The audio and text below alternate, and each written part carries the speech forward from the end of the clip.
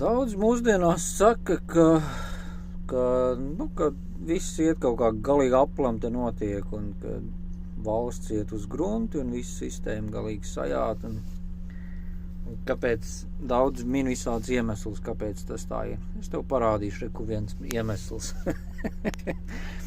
Reku viņš jau pabeidz kraut ārā. Redz, kur atbrauc mašīna, krauj koks ārā.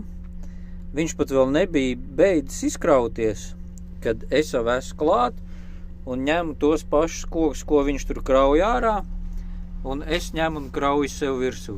Reku viņš brauc prom, vajadzēja.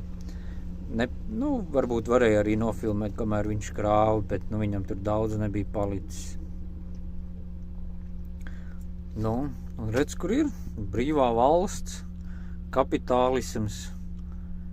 Katrs pa sevīm, katrs rauj to deķīt uz savu pusi. Ja jau mēs tur tā skatāmies tā globāli, vai ne, ka tur pasaule, tur iekšdedz dzinējs nedrīkst lietot, ka tur jopts vai maģi, tur ozons iet dēlī un kas tik tur vēl šitie ziemeļi,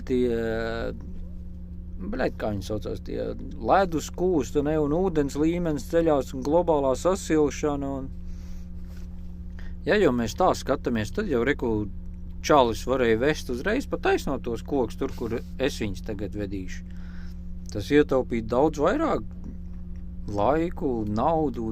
Labi, laiks, nauda, tas ne, bet resursus, tā kā dabas resursus, vai ne? Daudz mazāk degvielu tērētu, ceļš mazāk nodiltu, vai ne? Kāpēc tas tā nenotiek? Tas tā nenotiek dēļ tā, ka mums ir kapitālisms. Būtu mums te kaut